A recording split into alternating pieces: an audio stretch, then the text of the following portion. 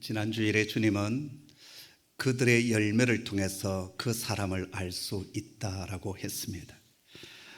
사람은 자기 속에 있는 것이 어느 날 다 드러나게 되어 있습니다. 그 사람이 말하는 것을 보면 그 사람의 본성이 어떠한지를 볼 수가 있어요. 그 사람이 행동하는 것을 가만히 보면 그 사람의 영혼의 실존, 어떤 영혼을 소유한 사람인지를 알 수가 있습니다. 중요한 것은 속사람이고 속사람의 변화가 일어나야 된다라고 주님 말씀하셨습니다. 그런 의미에서 예수 그리스도를 통해서 저와 여러분이 속사람이 변화되는, 이 본성이 변화되는 은혜가 있기를 간절히 소원합니다. 오늘 주님께서는 우리에게 누가 지혜로운 사람이냐, 누가 어리석은 사람이냐라고 하는 질문을 던지고 있습니다. 여러분, 누가 지혜로운 사람이고 누가 어리석은 사람일까요? 사람마다 지혜로움과 어리석음을 판단하는 기준은 전혀 다를 것입니다. 돈 버는 일에 눈이 열려 있고 재테크에 눈이 열려 있는 사람은 저 같은 사람을 보면 저는 영락없이 어리석은 사람일 것입니다. 저는 돈을 버는 사람이 아니라 주로 돈을 쓰는 사람이거든요. 또 취미생활이나 레저를 즐기는 사람의 입장에서 본다면 주일날 이렇게 예배당에 앉아 이 소중한 시간을 따분하게 앉아 있는 것처럼 보이는 우리 같은 사람들은 정말 어리석은 사람이 될 것입니다. 어디 그뿐입니까? 뒷배경이나 연줄을 대면서 머리를 써서 출세길을 뚫고 나아가는 사람들의 입장에서 바라본다면 우직하게 하나님의 뜻을 쫓아가며 정도를 걸어가는 그리스도인의 모습은 미련하고 어리석은 사람으로 비춰질는지 모르겠습니다. 힘을 가져야만 살 수 있는 이 세상 속에서 가난한 자가 되어서 하나님 앞에 애통하며 엎드리는 그리스도인들은 세상 사람들의 눈에 보면 바보같이 비춰질 수도 있을 것입니다. 오른밤을 맞았을 때 이 세상은 뭐라고 얘기합니까? 2대 3대 안갚음해 줘야 되는 그런 세상 속에서 왼편 뺨까지도 돌려댄다. 그것은 참 어리석은 짓인 것 같습니다. 그러나 세상의 판단은 그러할지라도 우리 하나님의 판단은 전혀 다릅니다. 하나님께서 바라보시기에 누가 어리석은 사람이며 누가 지혜로운 사람입니까? 그리고 인생의 마지막 진정한 승리자가 누구일까요? 오늘 본문 24절의 말씀을 같이 읽겠습니다. 함께 읽죠. 이러므로 누구든지 나의 말을 듣고 행하는 자는 그 집을 반석 위에 지은 지혜로운 사람 같으리니. 아멘. 주님은 단호히 말씀하십니다. 나의 이 말을 듣고 행하는 자가 반석 위에 집을 짓는 지혜로운 자다 말씀하십니다. 누가 반대로 어리석은 사람이라고 말씀하십니까? 26절 말씀인데요, 같이 읽습니다. 나의 말을 듣고 행하지 아니하는 자는 그 집을 모래 위에 지은 어리석은 사람 같으리니. 나의 이 말을 듣고 행하지 아니하는 자가 어리석은 사람이다라고 하십니다. 여기 보면 어리석은 사람이나 지혜로운 사람 모두 다 똑같이 인생의 집을 세우고 있습니다. 그런데 오늘 주님의 이 비유 속에 우리가 자세히 살펴보아야 될 것은 집을 짓는 재료에 대한 언급이 전혀 없다라는 것입니다. 또 그 집이 얼마나 크냐 작으냐에 대한 언급도 없습니다.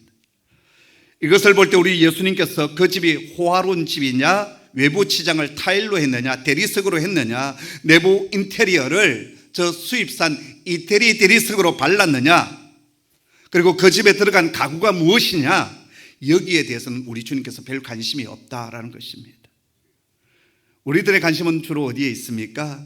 그 집이 얼마나 크냐, 얼마나 비싸냐, 여기에 가치 기준을 두지 않습니까? 사람을 대할 때도 그가 어떤 위치에 있느냐, 어떤 권세를 가지고 있느냐, 또 돈을 얼마나 많이 가지고 있느냐, 얼마나 많이 벌었느냐, 여기에 따라서 대하는 태도가 달라지지 않습니까? 그러나 예수님의 관심은 그곳에 있지 않습니다. 눈에는 보이지 않지만 그 건물이 어떤 기초 위에 세워졌느냐, 바로 여기에 우리 주님의 주 관심이 있습니다. 바로 여기에 오늘을 살아가는 우리들과 우리 주님과의 근본적인 차이가 드러납니다. 주님의 관점은 이 인생의 기초를 어디에 두고 있느냐, 거기에 따라서 지혜로운 사람이냐 아니냐, 어리석은 사람이냐 판단을 하십니다. 여러분, 건물을 짓는 데 있어서 가장 중요한 부분이 어디입니까? 기초 아닙니까? 아무리 값비싼 것을 가지고 외장을 치장한다 할지라도 기초가 부실하면 한순간에 무너질 수밖에 없습니다. 우리는 그동안 그러한 건축물들을 우리 주변에서 참 많이 보지 않았습니까? 기초가 튼튼해야 합니다. 제가 건축에 대해서는 문외한인데요, 건축학 개론에서 건축물이란 세 가지 하중을 견딜 수 있어야 된다고 해요. 이 세 가지 하중이 뭐냐? 첫째는 고정 하중이 있고요, 두 번째는 적재 하중이 있고, 세 번째는 이동 하중이 있다라는 거예요. 고정 하중이 뭐냐 하면 콘크리트라든지 벽돌 또는 철골, 빔 같은 구조물 자체 무게를 말하는 것이고, 적재 하중이라고 하는 것은 이 건축물 안에 들어가는 가구라든지 집기라든지 사람들이 그곳에 살게 되면 그 사람들의 모든 무게, 이것들이 적재 하중이라는 거예요. 근데 이동 하중이라는 것이 뭐냐 하면 이 건축물에 가해지는 외부적인 충격이나 압력을 말한다는 거예요. 다시 말해서 비나 바람이라든지 눈이나 태풍, 지진 같은 그런 힘을 말하는 거예요. 튼튼한 건축물은 어떤 건축물이냐? 이 세 가지 하중을 잘 견딜 수 있도록 하는 거라는 겁니다. 그래서 아무리 겉을 화려하게 꾸미고 장식을 하고 디자인을 잘한다 할지라도 이런 하중을 고려하지 않고 건축을 하면 어느 순간 와르르 무너지게 되는 날이 온다라는 것입니다. 사실 기초 없이 또 이 세 가지 하중을 전혀 고려하지 아니하고 집을 지으면 큰 비용 들어가지 아니하고 쉽게 집을 지을 수가 있습니다. 대신 튼튼한 집을 세우기 위해서는 어떻게 해야 됩니까? 많은 비용이 들어가고 힘이 드는 것이 사실입니다. 하지만 그것은 결코 낭비도 아니고 손해도 아닙니다. 오히려 제일 중요하고요, 시간이 지나면 지날수록 절대적인 유익이 오게 됩니다. 오늘 말씀을 보십시오. 집의 기초를 모래 위에 두는 사람이 있습니다. 반면에 반숙 위에 두는 사람이 있습니다. 모래 위에 집을 짓는 사람은 쉽게 빨리 집을 짓고 싶어 합니다. 그래서 과정을 무시하죠. 미래에 대한 생각도 없습니다. 이 집이 5년 후, 10년 후, 그리고 큰 얼음을 당할 때 어떤 일이 일어날까 생각하지 않고 철저히 오늘만 바라보는 현실주의자입니다. 투르키에서 작년에 큰 지진이 일어났을 때 우리 최상명 선교사님이 그 지진 현장에 교우들과 가서 봉사를 하는데요, 최상명 선교사에게 제게 그런 얘기를 했습니다. 목사님, 이것은 천재가 아니라 인재입니다. 왜? 가서 보았더니요, 겉은 정말 화려하게 잘 지었는데 안에 있는 그 중심되는 보이 있잖아요, 기둥들을 다 잘라버렸대. 사람들이 지하에 있는 기둥들을, 그 공간을 쓰는 데 있어서 좀 걸거치니까 그런 걸 다 잘라버린 거죠. 근데 똑같은 지진대에 있었지만 한 도시만은 그 도시에 있는 건물들은 전혀 그 진시 속에 쓰러지지 않냐고 굳건히 서 있었는데, 그 이유는 시장이 철저하게 그 부분에 대해서 검수하고 단속을 했다라는 거예요. 그래서 모든 도시의 건물들이 다 쓰러졌는데 이 도시에 있는 건축물만 다들 그대로 살아남았다라는 거예요. 철저히 오늘만을 바라보는 자들은 미래를 생각하지 않습니다. 반숙의 집을 짓는다, 얼마나 힘이 들까요? 공사기간도 오래 걸립니다. 공사비도 많이 들어갑니다. 그러나 지금 현재보다도 미래를 생각하면서 집을 짓는 자입니다. 예수님은 집을 짓는 일에 대해서 충분한 지식과 그리고 경험이 있으셨던 목수였습니다. 그 경험에서 지금 이 말씀을 하고 계시는 겁니다. 가나안 땅에 집을 지을 때는요, 늘 나중을 생각하며 집을 지어야 합니다. 반석 위에나 모래밭이나 건물을 세울 때 겉으로는 전혀 구별을 할 수가 없습니다. 어쩌면 모래 위에 지은 집이 더 외향적으로 멋지게 보일 수 있습니다. 그러나 두 건물의 차이는 나중에 극명하게 갈립니다. 가나안 지역은요, 계절을 크게 둘로 나눕니다. 우기와 건기로 나뉘게 되는데요, 비가 오지 않는 계절, 주로 이제 한 4월 달부터 시작해서 한 11월 요때까지가 비가 오지를 않아요. 요때가 되면 온 초지가 누렇게 뜨고 비 한 방울이 떨어지지 않습니다. 근데 이제 11월 달 좀 접어들기 시작하면 비가 내리기 시작해요. 이 비를 우리는 무슨 비라고 할까요? 이른비라고 하는 거예요. 이른비. 그리고 우리의 겨울이 되면 이제 우기가 되어서 비가 많이 내리게 되고요. 그리고 이제 한 2월, 3월 달 넘어가면 마지막 비가 내리는데 이 비를 우리는 늦은 비라고 하는 거예요. 자, 또 와디라고 하는 근천이 있습니다. 이 와디라고 하는 근천은 평상시에는 물이 전혀 흐르지를 않습니다. 근데 우기가 되면 사방의 물이 이 와디로 쏟아져 내려오게 되고 이 와디는 한순간에 급류를 만들어냅니다. 근데 평소 이러한 곳도 바람도 별로 불지 않고요, 또 평지인데다가 주변에 물도 쉽게 구할 수 있기 때문에 사람 살기에 좋은 것처럼 보여요. 또 주변에 건축 자재로 쓸 수 있는 그런 돌들도 많기 때문에 집을 짓기가 훨씬 수월합니다. 반면에 산등성이 반수기에 집을 짓는 일은 생각만 해도 힘이 듭니다. 바위를 깎아내어야 되고 자재를 운반해 와야 합니다. 그래서 공사 기간도 오래 걸리고 공사비도 훨씬 많이 듭니다. 그리고 물 구하기가 결코 쉽지 않습니다. 하지만 이 산등성이 반수기에 집을 짓는 자는 현재보다도 미래를 생각합니다. 비가 오지 않는 건기 때는 아무 문제가 없어요. 근데 겨울철 우기가 되면 비가 내립니다. 종종 폭우가 쏟아지기도 합니다. 그러면 메마른 와디가 큰 계곡을 이루게 되고 마치 쓰나미가 밀려오듯이 급류가 모래 위에 세운 집들을 쓸어가 버립니다. 그래서 여러분, 성지 이스라엘 땅에 가보면 오래된 마을들이 어디에 주로 세워져 있는지 아십니까? 산 위에, 산 등성 위에 세워져 있습니다. 우리는 좀 이렇게 평야지대에 사는 사람들이 좀 잘 사는 사람들이고, 좀 이렇게 저 산꼭대기로 올라가면 못 사는 사람들이 살잖아요. 이스라엘은 정반대예요. 빈민층들이 다 계곡 아래쪽에 살아요. 그리고 좀 가지고 있는 사람들은 위쪽으로 올라가요. 그래서 주님께서 산 위에 있는 동네가 숨기지 못할 것이다 말씀하지 않습니까? 낮에는 잘 몰라요. 밤이 되면 산 등성이에 불빛이 반짝반짝, 아, 저곳에 마을이 있구나 알게 되는 거죠. 왜 산 등성이에 세워졌을까요? 그 기초를 반석 위에 세우기 위함이었습니다. 그렇다면 반석 위에 집을 세운다는 의미가 무엇이겠습니까? 누가 반석 위에 집을 짓는 자일까요? 이미 우리가 앞서 읽었는데요, 24절의 말씀을 다시 한 번 더 읽도록 하겠습니다. 함께 읽습니다. 그러므로 누구든지 나의 말을 듣고 행하는 자는 그 집을 반석 위에 지은 지혜로운 사람 같으리니. 아멘. 주님의 이 말씀을 듣고 행하는 자가 반석 위에 집을 지은 지혜로운 사람이다라고 말씀하십니다. 그럼 누가 어리석은 사람입니까? 26절 말씀에 보면 주님의 이 말씀을 듣고 행하지 아니하는 자가 모래 위에 집을 지은 어리석은 사람이다라고 말씀하십니다. 이미 주님은 마태복음 7장 22절 23절에서 이런 말씀을 하셨습니다. 우리 한번 같이 읽어볼까요? 함께 읽습니다. 시작. 그날에 많은 사람이 나더러 이르되 주여 주여 우리가 주의 이름으로 선지자 노릇하며 주의 이름으로 귀신을 쫓아내며 주의 이름으로 많은 권능을 행하지 아니하였나이까 하리니, 그때 내가 그들에게 밝히 말하되 내가 너희를 도무지 알지 못하니 불법을 행하는 자들아 내게서 떠나가라 하리라. 아멘. 왜 주님께서 주님의 이름으로 말씀도 전하고 주님의 이름으로 귀신도 쫓아내고 수많은 권능을 주님의 이름으로 행했는데 왜 주님께서 나는 너희를 도무지 알지 못한다, 내게서 떠나가라 그렇게 말씀하셨을까요? 21절을 보면 나더러 주여 주여 하는 자마다 다 천국에 들어갈 것이 아니요 다만 하늘에 계신 내 아버지의 뜻대로 행하는 자라야 들어가리라 라고 말씀하십니다. 저들이 주여 주여 주님의 이름을 불렀다고 하는 것은 예수님이 주님이시라고 하는 지식도 있었다는 말입니다.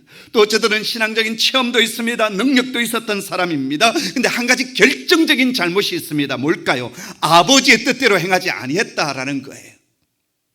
말씀도 전하고 능력도 행하고 귀신도 쫓아내고 수많은 하나님 나라의 일을 했지만 아버지의 뜻 가운데 그 일을 행하지 아니했다.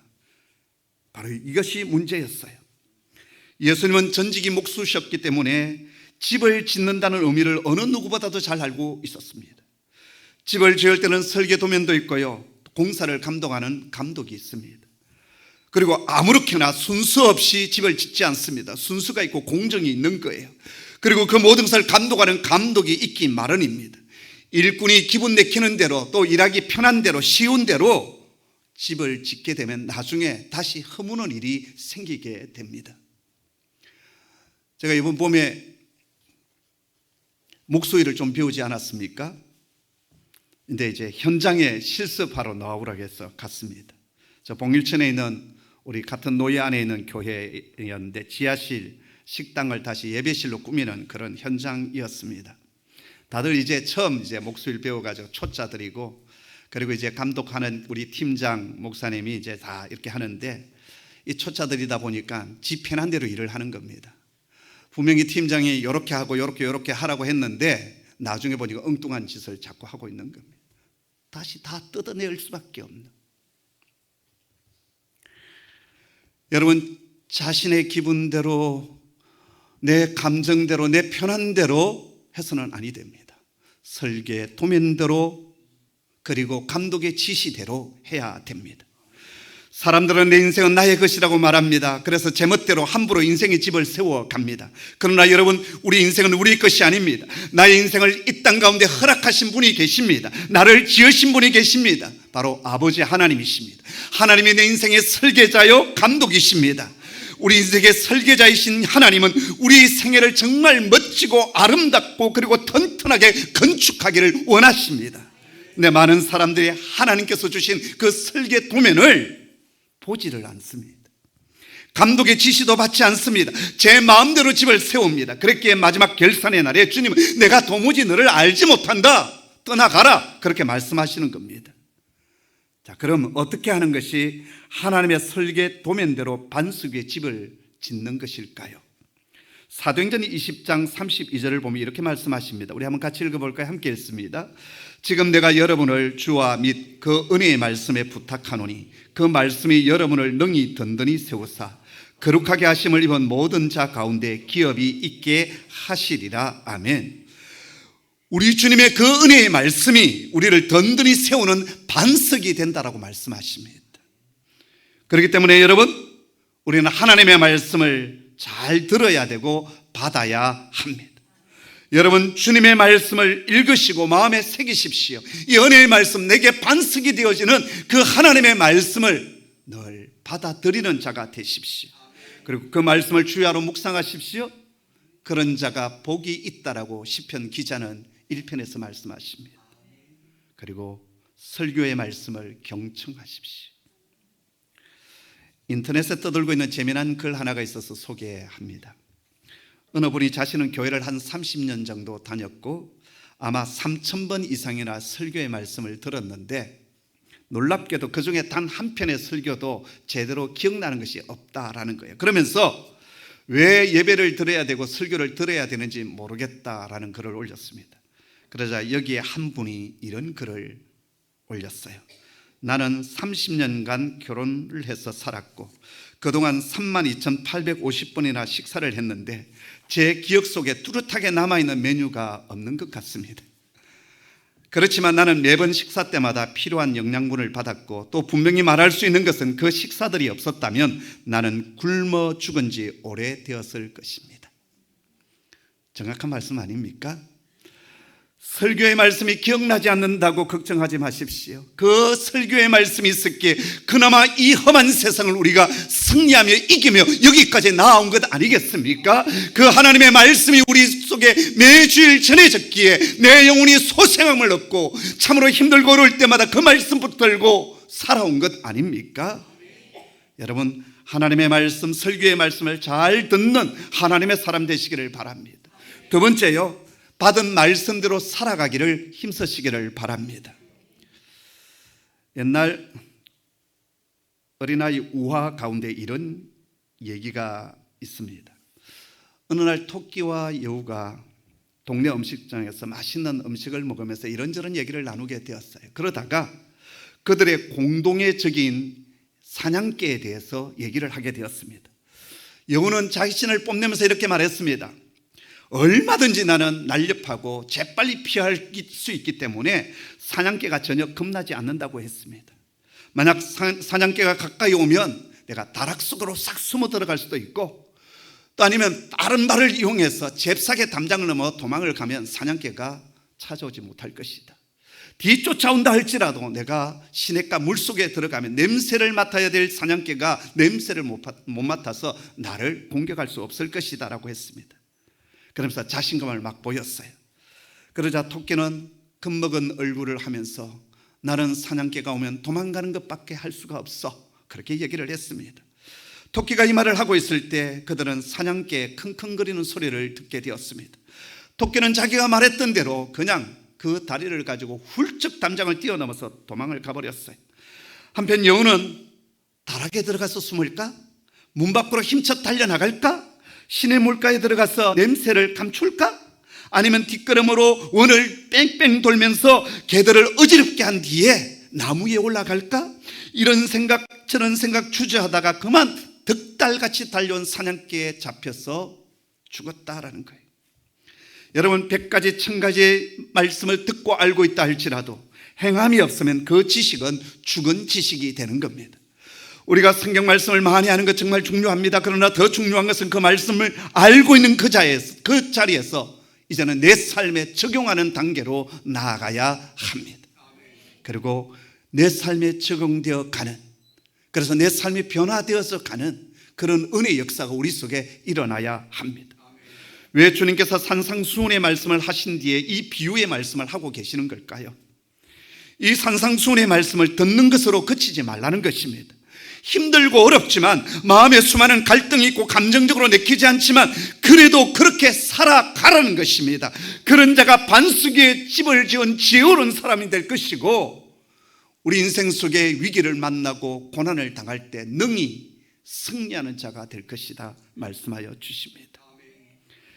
영국이 낳은 위대한 강해 설교자 로이드 존스 목사님은 가짜 그리스도인들에게는 3가지 특색이 있다라고 했습니다. 첫째, 가짜 그리스도인은 말씀의 귀를 기울이지 않는다라고 했습니다. 다시 말하면 말씀의 기초 위에 자신의 인생의 집을 세우지 않습니다. 두 번째는 가짜 그리스도인은 말씀을 자기 마음에 편리한 대로 받아들입니다. 그들은 전체의 말씀을 받아들이지 않습니다. 자신의 입장에, 자신의 감정에, 자신의 비위에 용납될 수 있는 말씀은 아멘 하지만 그러지 않는 말씀은 튕겨냅니다. 이것이 가짜 그리스도인의 특징 중에 하나라는 것입니다. 셋째, 가짜 그리스도인은 말씀을 듣고도 인격과 생활에 도무지 변화가 없습니다. 이런 사람을 로이드 존스 목사님은 가짜 그리스도인, 유사 그리스도인 그렇게 말했습니다. 그런 의미에서 저와 여러분의 신앙은 유사품입니까? 진품입니까? 설교의 목적은 설교를 듣고 즐기기 위해서가 아니라 하나님께서 우리에게 말씀하시는 것을 듣고 그 말씀대로 살아가는 것에 있습니다. 진짜 그리스도인은 하나님의 말씀을 받으면서 인생관이 바뀌고 가치관이 바뀌고 그리고 세계관이 바뀌어 가야 합니다. 그리고 이런 사람은 비가 와도 창수가 일어나도 바람이 불어와도 요동하지 않습니다. 그러나 말씀의 기초 위에 그 인생의 집이 세워지지 못한 자는 환란이 닥치고 풍랑이 몰아치면 그 집은 한순간에 무너지게 됩니다. 모래 위에 세워진 집이든 산등성이 반석 위에 세워진 집이든 처음에는 별 문제가 되지는 않습니다. 그러나 비가 오고 창수가 나고 바람이 부는 날, 그날이 문제가 되는 것입니다. 보통 때는 우리의 신앙이 진짜인지 가짜인지 구별하기가 쉽지 않지요. 우리 다 같은 모습을 하고 있지 않습니까? 같이 찬양하고 같이 기도하고 교제도 하고 봉사도 하고 선교도 합니다. 별 문제가 없는 것처럼 보입니다. 그러나 비바람이 몰아치는 그날 그 신앙이 진짜인지 아닌지가 판가름 난다라는 것입니다. 미국에서는요, 매일매일 다리를 점검하는 사람이 있다고 그래요. 그래서 조금이라도 이상이 있으면 점검을 하고 철저하게 보수공사를 해서 그 다리가 100년, 200년 계속 유지될 수 있도록 한다라는 거예요. 미국 샌프란시스코에 가면 금문교가 있지 않습니까? 그 금문교는 매일매일 페인트 칠을 하는 사람이 있대요. 1년 12달 365일 계속. 왜 그럴까요? 해풍에 이 철골 구조가 녹이 쓸고 또 바스라질 수 있잖아요. 그래서 그걸 방지하기 위해서 계속 페인트 칠을 해 나간다라는 거예요. 여러분, 건물을 멋지고 아름답게 건축하는 것도 중요하지만 그에 못지않게 무너지지 않도록, 상하지 않도록 점검하며 보수하여 잘 유지하는 것이 너무나도 중요합니다. 여러분, 우리의 믿음 생활에서도 이것이 필요합니다. 하나님의 말씀으로 내 신앙이 제대로 걸어가고 있는지, 내 삶이 제대로 걸어가고 있는지 보수하고 점검해 가야 합니다. 그래서 묵상이 필요하고요.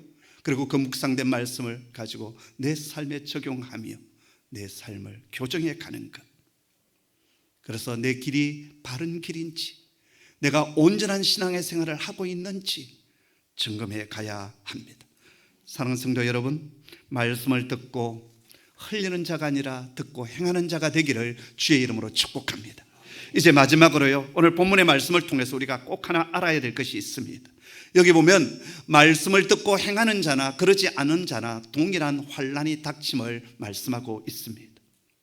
보십시오. 25절에 보면 반석 위에 세운 집에도 비가 내리고 창수가 나고 바람이 불어옵니다. 모래 위에 세운 집에도 비가 오고 창수가 나고 바람이 때립니다. 위에서 비가 내립니다. 창수는 밑에서 올라옵니다. 바람은 옆에서 우리를 흔들고 있습니다. 우리가 예상치 못하는 순간에 이러한 어려움이 우리에게 닥쳐옵니다. 말씀을 받고 순종하는 자에게도 또 그렇지 않는 자에게도 똑같은 환난이 있다는 사실을 우리가 알아야 합니다. 갑자기 직장을 잃을 수 있습니다. 어느 날 갑자기 사랑하는 가족이 사고를 당하고 암에 걸릴 수 있습니다. 말 잘 듣고 순종하던 아이가 어긋난 길로 걸어갈 수도 있습니다. 잘 가던 사업장이 흔들릴 수가 있습니다. 이것이 반석에 집을 세운 사람에게도 있을 수 있고요, 모래 위에 세운 사람에게도 있을 수 있습니다. 그러나 그 순간 말씀의 기초 위에 있는 사람은 그 환난과 역경을 능히 이겨나갑니다. 흔들릴 수는 있지만 결코 무너지지 않습니다. 하지만 말씀의 기초가 없는 사람은 흔들릴 뿐만 아니라 결국 무너집니다. 쓰러집니다. 여러분, 빛난다고 해서 다 다이아몬드가 아니지 않습니까? 진짜 다이아몬드와 가짜 다이아몬드를 구별하는 가장 고전적인 방법이 뭔지 아시지요? 바로 수중감별법이라고 합니다. 이 다이아몬드를 물에 넣었을 때 가짜는 빛을 잃어버립니다. 근데 진짜는 물 속에서도 빛을 발합니다. 또 가짜는요, 시간이 지나면 그 빛이 점점 흐려져요. 그러나 진짜는 흠집은 좀 보일 수 있겠지만 그 빛을 잃지를 않습니다. 제가 일부 예배를 마치고 잠시 집에 쉬러 갔더니 이병희 사모가 일부 예배를 온라인으로 드리고 이것을 듣고서 2개를 들고 왔습니다. 오래전 결혼 기념일이었는지 생일이었는지 제가 기억은 나지 않는데요, 제가 과거를 잘 기억을 못해요. 근데 뭘 해줄까 했더니 작고 반짝거리는 거.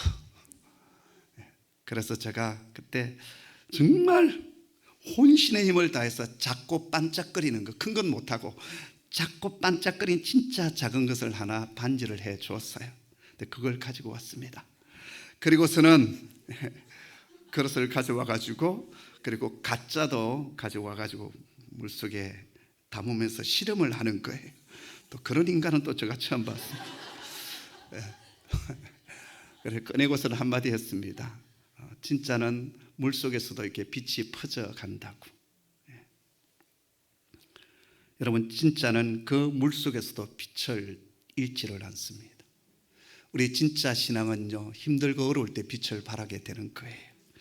비가 내리고 창수가 나고 바람이 부는 날, 그때에도 저와 여러분의 신앙이 빛을 발하고 있다면 그 신앙은 살아있는 신앙이고 그 사람은 반석에 집을 세운 지혜로운 사람입니다. 교회 일꾼도 마찬가지입니다. 교회도 늘 승승장구하고 편안하고 잘 되어가는 것이 아니거든요.